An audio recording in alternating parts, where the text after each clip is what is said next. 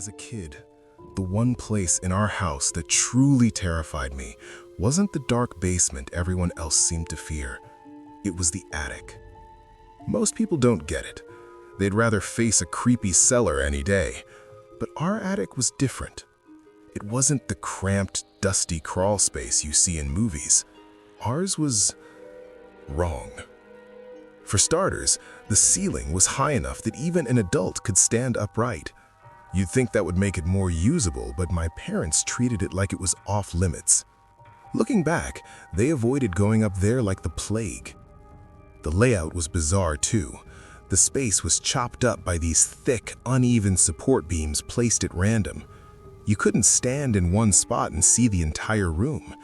The soles were caked with gray dust and grime, little pebbles stuck between my toes. I sat on the edge of my bed, confused. I hadn't been outside. I hadn't done anything. I just went to sleep clean and woke up dirty. Like most kids, I shrugged it off and washed them in the tub. But it kept happening. A few nights later, I found an old cardboard box sitting in my room.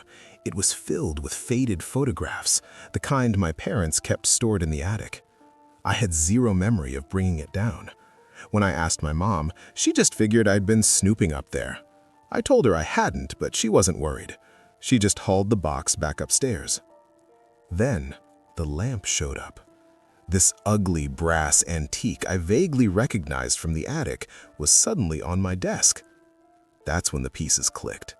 The dirty feet, the box, the lamp. I wasn't just waking up dirty, I was sleepwalking all the way to the attic. The realization hit me weird.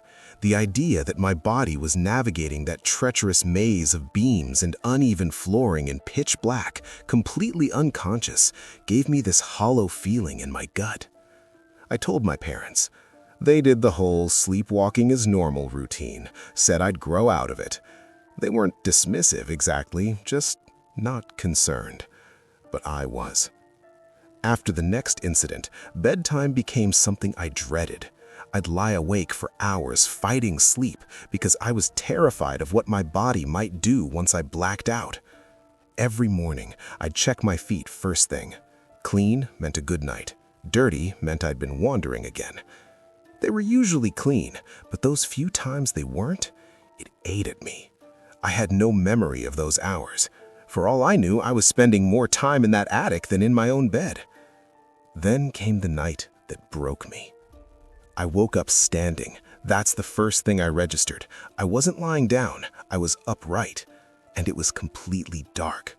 Not just my eyes haven't adjusted dark, but absolute, suffocating black. It took a terrifying second to realize where I was. The attic. I was in the attic in the middle of the night, unable to see my own hands in front of my face. The fear hit me so hard, I thought my heart would stop. I couldn't see the beams, the boxes, or the hatch, nothing, just void. And I had no idea where in that maze I was standing. I froze, too scared to move. It was like sleep paralysis, but worse, I was awake and trapped. I knew the layout, but only vaguely from memory. Trying to find my way out in complete darkness seemed impossible, but I couldn't just stand there forever. I started moving, slow and painful. Tears streamed down my face, but I didn't make a sound. I was terrified that if I made noise, something would find me. But then I realized I wasn't alone. I could feel it. Something else was in the darkness with me. And then I heard it, a soft thud from behind me, like a footstep, or someone shifting their weight. I kept moving, and I heard it 2 more times, each from a different spot. I was convinced there was something up there. I don't know how long it took, but I finally found the hatch. I scrambled down and ran straight to my parents' room, sobbing uncontrollably. I told them everything, about waking up in the dark, about the sounds, about something being in the attic with me. I expected my dad to grab a bat and charge up there. Instead, they barely reacted. My mom hugged me and said sleepwalking could be scary, but it wasn't dangerous. My dad offered to put a lock on the hatch. I begged them to at least check, so my dad finally climbed up. I watched, terrified he wouldn't come back. But 2 minutes later, he was down. He said the attic was empty and told me to go back to bed. That was the longest, worst night of my life. The sleepwalking stopped after that. I've never fully bought the "it was just sleepwalking" explanation. I know it's the logical answer, but part of me can't let go of the feeling that night. The sounds, the presence. I still believe something was up there with me. I don't know what. And when I've brought it up to my parents as an adult, they give the same dismissive answers, like they don't want to think about it either. This next story happened when I was 14 or 15. My family lived in this old house that had been passed down through generations. My dad grew up there, and his parents before him. Like most old homes, it had an attic, a dumping ground for things nobody wanted to deal with. Old furniture, mystery boxes, Christmas decorations. That was the only reason anyone ever went up there. Twice a year, in and out. One Christmas, my dad decided I was finally old enough to grab the decorations myself. He gave me detailed instructions, which boxes, where the lights were near the back wall. I nodded, pretending to listen. I wasn't. I was thinking about something else. He sent me up. I climbed the ladder and pulled the chain for the light. I looked around, realizing I couldn't remember the last time I'd been up there. Then I realized the problem. I had no clue what my dad actually told me to grab. I couldn't remember a single instruction, and there was no way I was going back down to ask him to repeat himself. My dad had a temper about that. So I just started opening random boxes that looked promising. I made a mess for about 20 minutes. I found the Christmas stuff eventually, which saved me from going back empty-handed, but the attic was trashed. I made 4 or 5 trips hauling everything down. Afterwards, I went back up for one last look to make sure I hadn't missed anything. I was dreading having to reorganize the place. That's when I saw it. In the back corner, tucked behind everything I'd moved, was a box I hadn't noticed before. It was black and sturdy, not cardboard, but something like a fireproof document case.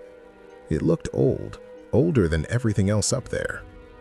Being a curious kid, I opened it. Inside were papers, dozens and dozens of them. Notebooks, loose pages, hand-drawn maps, even sheet music. And every single one was covered in handwriting. The maps, the notebooks, even the music. I started digging through, trying to understand what I was looking at. The handwriting was tough at first, but the more I read, the more I could decipher. The pages weren't dated, but they seemed stacked in order, older on top, below. I got so absorbed that I told myself I wouldn't leave until I'd read every one. The earliest entries were boring. Weather, chores, random thoughts. It was clearly someone's diary, someone who had lived in this house long before us. But as I kept reading, things got in the attic. They started hearing sounds from behind that missing space. Scratching, breathing. There were timestamps, 2:14 a.m., scratching for approximately 3 minutes. The more I read, the more I realized I was witnessing someone's complete descent into madness. The final pages weren't even sentences anymore, just tally marks.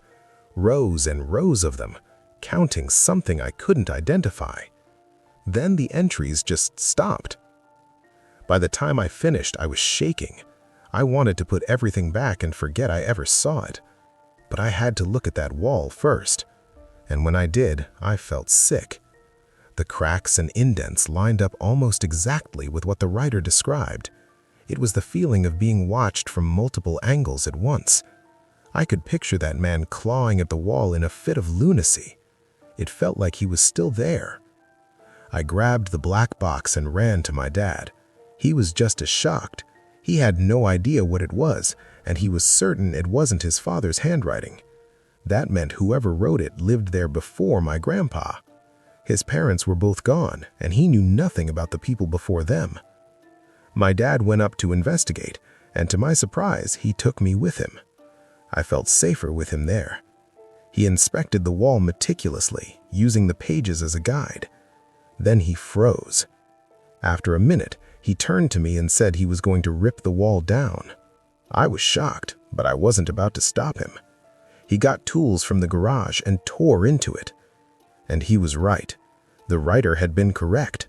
There was a space back there, several feet deep, running the whole length of the wall. But that wasn't the worst part. The walls of that hidden space were covered in markings, black lines, symbols, shapes I didn't recognize. They covered almost every surface. They didn't look like writing, but the real horror hit us when we realized there was no other entrance to that space, no door, no hidden passage. So how did someone get in there to make those marks? My dad and I just stood there, overwhelmed. The space was empty except for what was drawn on the walls. Things got weirder the more we thought about it. My dad pointed out that whoever wrote those notebooks, obsessively documenting everything, didn't seem like the type to neatly organize everything in a box and tuck it away. That didn't fit, which meant someone else compiled it. My dad got this unreadable look on his face, a mix of sadness and confusion. Then he said it must have been his father, my grandfather. He must have found the writings, gathered them, and stored them. My dad admitted years later that the thought of his father holding something like that ate him forever. As for me, I don't know what to make of it. There's no reasonable explanation. The writer knew things about that hidden space that they couldn't have known unless they'd been inside it. But with the wall sealed, there was no way in. It makes no sense. My dad wouldn't let me keep the box when we moved. For all I know, it's still up there. A mystery I'll take to my grave. I've been a smoker for over 20 years now. It's less a habit and more a ritual at this point, something to mark the end of the day. The thing is, I refuse to smoke inside. My parents were the same way when they lived here. I inherited this house from them about 4 years ago when they moved to Florida. I was divorced, living in a depressing apartment, so the timing worked out. My only complaint now is the house feels too big. It's a 3-story colonial, and I live alone. The house has a big backyard, close to an acre if you count the wooded part. I've gotten into the habit of taking late-night walks out there while I smoke. It's peaceful. No neighbors close enough to bother me.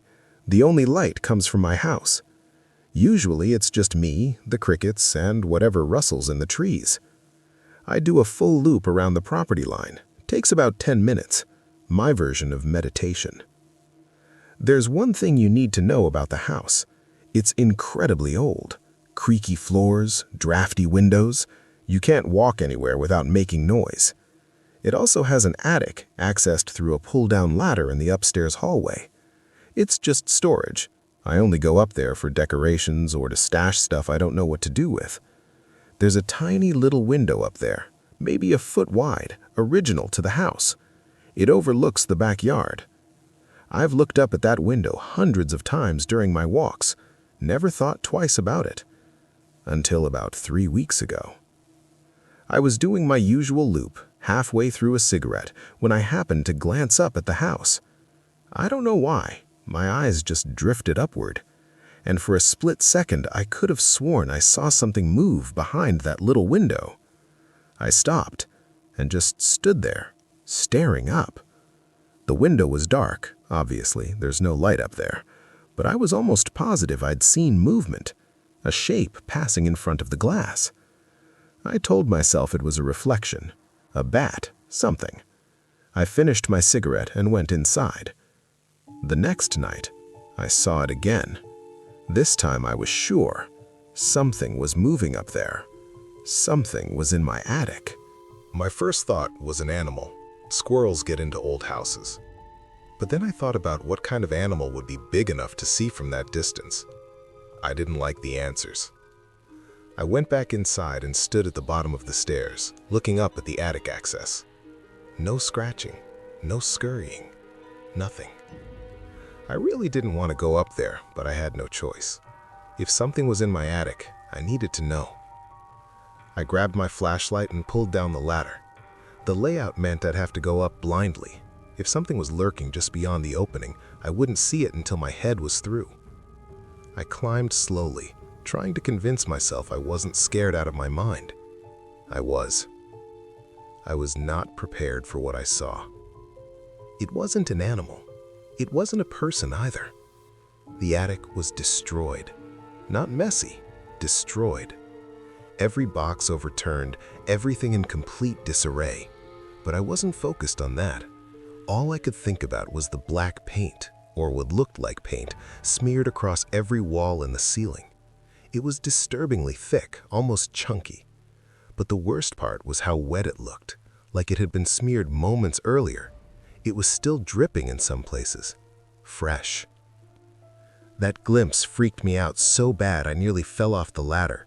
Seeing that dripping paint terrified me to the point I couldn't breathe.